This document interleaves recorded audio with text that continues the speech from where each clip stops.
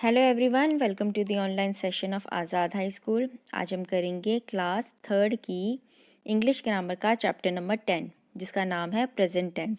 Present tense का मतलब क्या होता है? वर्तमान काल। ठीक है, सबसे पहले आपको वर्ब्स के बारे में बताएं। वर्ब क्या होते हैं? क्रिया। क्रिया हमें बताते हैं time of action. Time of action कहने का मतलब है कि जो भी काम किसी ने किया है वो कब किया है। कब से कहने का मतलब है अभी वर्तमान काल में किया है, या भूतकाल जो कर चुके हैं उसमें, या भविष्य काल जो भी करना बाकी है। जैसे आपको ये 3 सेंटेंस यहाँ पे दिए हैं। I go to school every day, मैं हर दिन स्कूल जाता हूँ।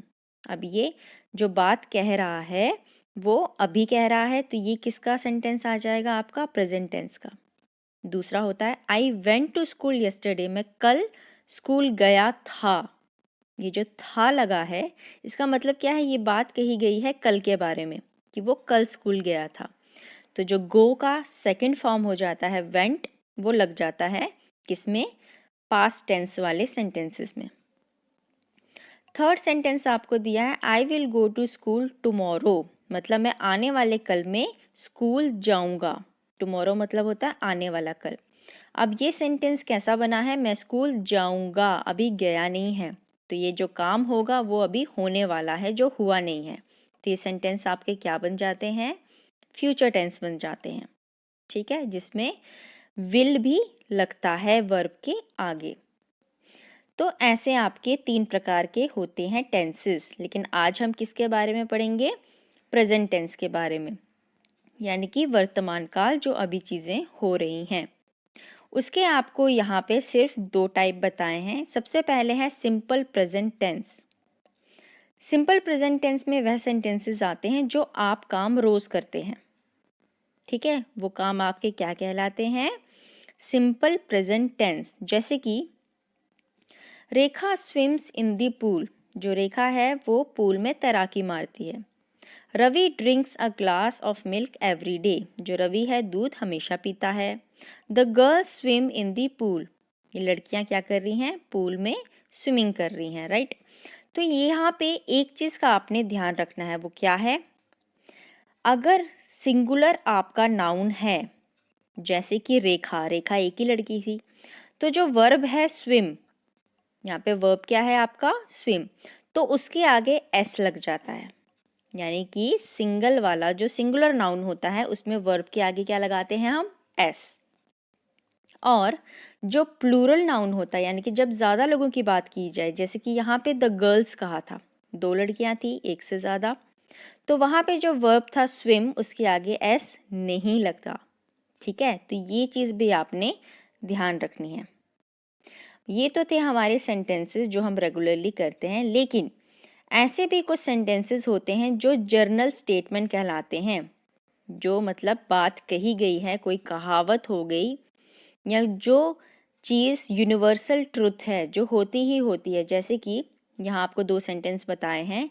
The sun sets in the west, जो सूरज है वो पश्चिम में डूबता है, तो ये तो यूनिवर्सल ट्रुथ है, ऐसा होता ही है। तो यहाँ पे भी क्या होते हैं? ये भी प्रेजेंट टेंस में ही बात आपकी आती है। ठीक है, वैसा ही सेकंड वाला the earth goes round the sun, ये भी आपका प्रेजेंट टेंस यानी कि सिंपल प्रेजेंट टेंस में ही आएगा। तो इसी को देखते हुए हमने अपनी पहली एक्सरसाइज करनी है। Fill in the blanks with the correct form of the verb given in bracket. Bracket में आपको वर्ब पहले से ही दे रखा है, बस आपने इतना ध्यान रखना है कि सिंपल प्रेजेंट के लिए मुझे किसके आगे एस लगाना है और किसके आगे नहीं। तो आपने एक ही चीज़ ध्यान रखनी है, जिस चीज़ या जिस इंसान की बात हम कर रहे हैं अगर वो एक है तो वर्ब के आगे क्या लगेगा? एस। और अगर वो ज़्यादा हैं तो वर्ब के आगे एस नहीं लगेगा। ठीक है, आइए देखते हैं। नंबर फर्स्ट में आपको दिया है Amina always dash her books from this shop. Amina क्या है? एक ही है, तो बाई के आगे क्या लगेगा? एस, तो ये हो जाएगा Amina always buys her books from this shop. Number 2, good citizens dash all rule. अब यहाँ पे सिटीजन्स यानी कि ज़्यादा है, तो हम क्या लिखेंगे यहाँ पे? सिर्फ ओबे। Number 3, Tabassum dash her grand parents on weekends.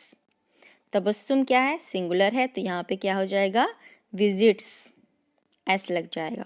Number 4, Ajit dash animals. Ajit एक ही है, तो यहाँ पे लव के आगे भी क्या लगेगा, एस, तो यहाँ पे हो जाएगा Ajit loves animals. Number 5, they dash the news daily. They क्या होता है, एक प्लूरल होता है, नाउन, ठीक है। तो यहाँ पे जो आपका वर्ब है वॉच, वो एज इट इज ही रहेगा, उसके आगे एस आप नहीं लगाएंगे। नेक्स्ट आपका फॉर्म ऑफ जो प्रेजेंट टेंस है वो है प्रेजेंट कॉन्टिन्यूअस टेंस। इसका मतलब क्या होता है, ये ऐसे आपके सेंटेंसेस होते हैं जो काम अभी हो रहे हैं, ठीक है। कोई भी एक्शन, कोई भी काम जिसकी बात अभी की जा रही है, वो काम जो है वो क्या है, चल रहा है, ठीक है, वो ख़त्म नहीं हुआ है, वो कॉन्टिन्यूसली चल रहा है, तो क्या जाते हैं आपके प्रेजेंट कॉन्टिन्यूअस टेंस में। इसमें हम क्या करते हैं, इसमें हम जो वर्ब होता है उसके बाद आईएनजी लगाते हैं।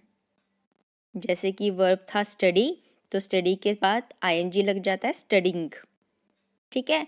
ड्राइव का हो जाता है ड्राइविंग, कम का हो जाएगा कमिंग, इस तरीके से वर्ब के आगे आईएनजी लगता है। और जो हम ये वर्ब लगाएंगे मेन वर्ब, उसके आगे हम एक हेल्पिंग वर्ब भी लगाते हैं। हेल्पिंग वर्ब कौन कौन से, एम, इज और आर। अब ये कहाँ कहाँ लगेगा, जब भी नाउन आपका लिखेंगे हम आई, तो आई के साथ क्या लगाते हैं हम, एम, आई एम गोइंग, इस तरीके से आई के साथ हमेशा एम ही लगता है। और अगर कोई सिंगुलर नाउन होगा, यानी कि एक इंसान के बारे में बात करेंगे, तो उसके बाद क्या लगता है, इज। और ज़्यादा लोग होंगे तो क्या लग जाएगा, आर। जैसे फॉर एग्जाम्पल आपको दिया है, the students are studying in a classroom. The students यानी कि बच्चे ज़्यादा हैं, इसलिए क्या लगा, आर। और जो वर्ब था स्टडी, उसके बाद क्या लग गया, आईएनजी, तो ये बन गया the students are studying in a classroom, ठीक है। तो ये है आपका प्रेजेंट कॉन्टिन्यूअस टेंस। तो अब हम करेंगे इसकी exercise. Fill in the blanks with the present continuous am, is, are plus ING forms of the verbs given in the bracket. Verb आपको पहले से ही दे रखे हैं ब्रैकेट में, आपने बस ये देखना है कि किसके आगे एम लगेगा, किसके आगे इज और किसके आगे आर। बाकी जो वर्ब दिया है उसके आगे आईएनजी तो लगेगा ही लगेगा। आइए देखते हैं। नंबर 1, प्रेम एंड रजत। यहाँ पे 2 लोग हैं, तो जब ज़्यादा होते हैं तो हम क्या लगाते हैं, आर। वर्ब है आपका रीड, तो क्या हो जाएगा, Prem and Rajat are reading a letter. उसी तरीके से नंबर 2 में क्या लिखा है, समबडी। अब समबडी ये किसी एक के बारे में ही बात कर रहे हैं कि कोई आया है, ठीक है। तो यहाँ पे एक के लिए है, तो क्या लगेगा यहाँ पे, somebody is knocking at the door. Number 3, John and Rita are going to the circus. Number 4, the artist is mixing the colours. Number 5, everyone is working silently. Number 6, Naman is cycling to school. Number 7, I am walking in the park. यहाँ I लगा है तो I के साथ हमेशा am ही लगता है। Number 8, Sameer is baking a cake. ठीक है, इस तरीके से आपने ये करने हैं। आगे आपको सी में दिया है, fill in the blanks using the present continuous forms of the verbs given in the bracket. ये भी आपको प्रेजेंट कॉन्टिन्यूअस में ही लिखना है, तो यहाँ क्या आएगा, the dog is barking at the stranger. The stranger looks frightened. A child is pulling his shirt. The owner of the dog is standing at a distance. He is talking to a woman poor stranger.